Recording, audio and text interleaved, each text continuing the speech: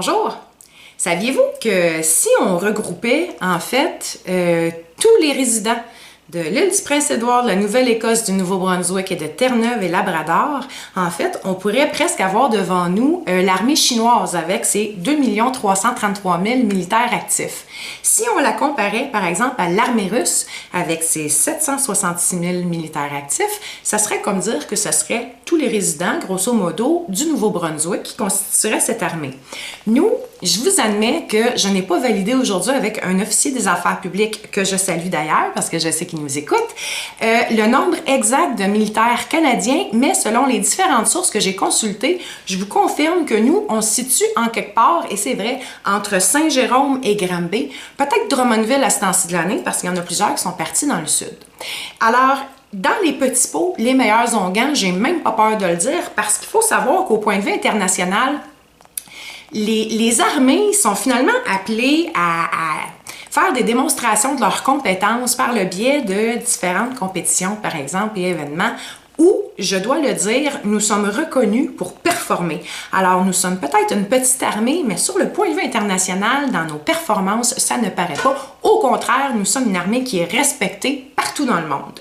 Ceci dit, j'ai le plaisir de vous présenter ce mois-ci donc deux publicités de recrutement, celle de la Chine et celle de la Russie. Et vous allez voir que si le mois dernier, on a parlé donc du Canada et de l'Australie comme étant des pays qui mettaient en valeur tout le principe de l'aide humanitaire offerte, vous allez voir que pour ces deux pays-là, le message est vraiment différent. Je vous reviens après, back-to-back, publicité de recrutement Chine et Russie.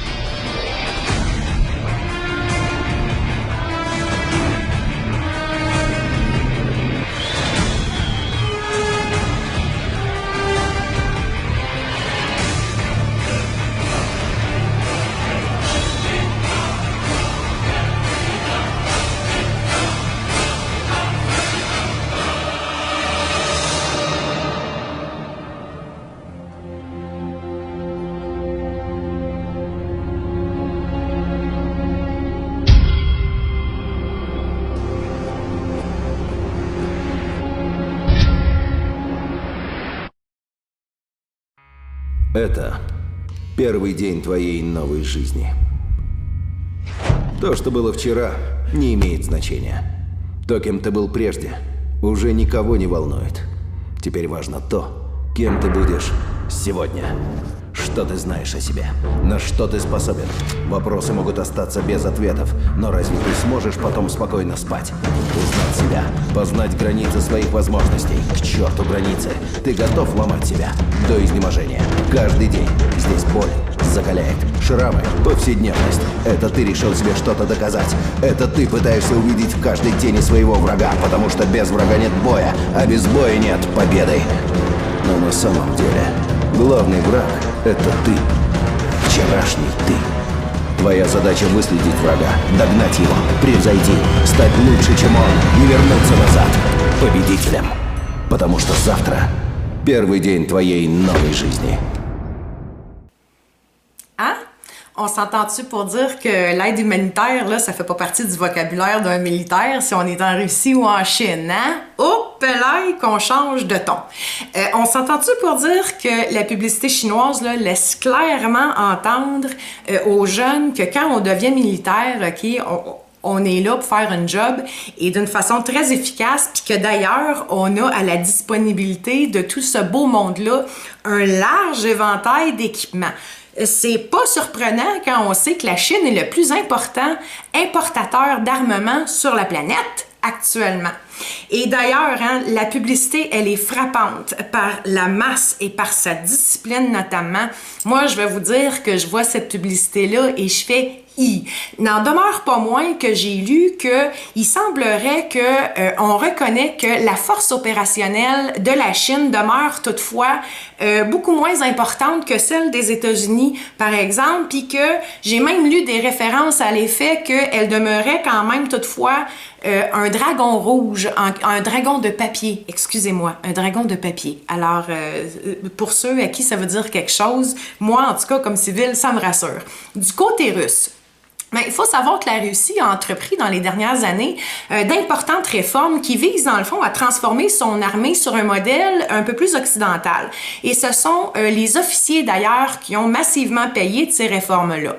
La Russie a tout de même l'objectif de se constituer une armée composée d'1 million d'hommes, mais il semblerait que ça demeure un objectif purement politique et même légèrement fabuliste à ce que j'entends, puisque la Russie a d'importants problèmes de recrutement, alors qu'ils sont très réels. Et quand on rajoute à ça des fermetures d'unités et du matériel, à ce qu'on dit de moins en moins disponible, alors l'objectif demeure donc difficilement réalisable aux yeux de la communauté extérieure. Ceci dit, considérant ça, il n'est pas étonnant que la publicité mette en valeur le militaire, hein? Contrairement à la Chine qui expose une masse, la publicité russe exprime l'armée par l'homme.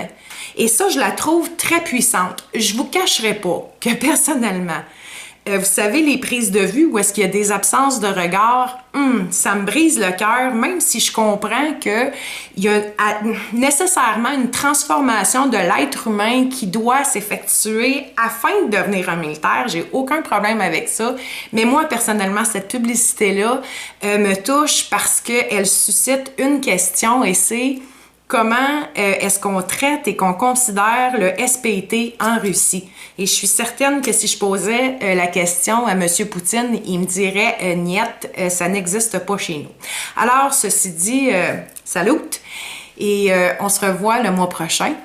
D'ailleurs, j'ai le plaisir de vous annoncer qu'à partir du mois prochain, j'aurai le plaisir de vous présenter des invités qui ont accepté de se prêter à mon jeu. Et la raison pour lesquelles je tiens à vous les présenter, c'est que ce sont des gens que j'apprends à découvrir et à respecter dans ce qu'ils sont, dans ce qu'ils font. Alors, j'ai hâte de vous revoir. Là-dessus, je vous souhaite de passer une belle journée et à vous et à vos familles, merci de votre service. Au revoir.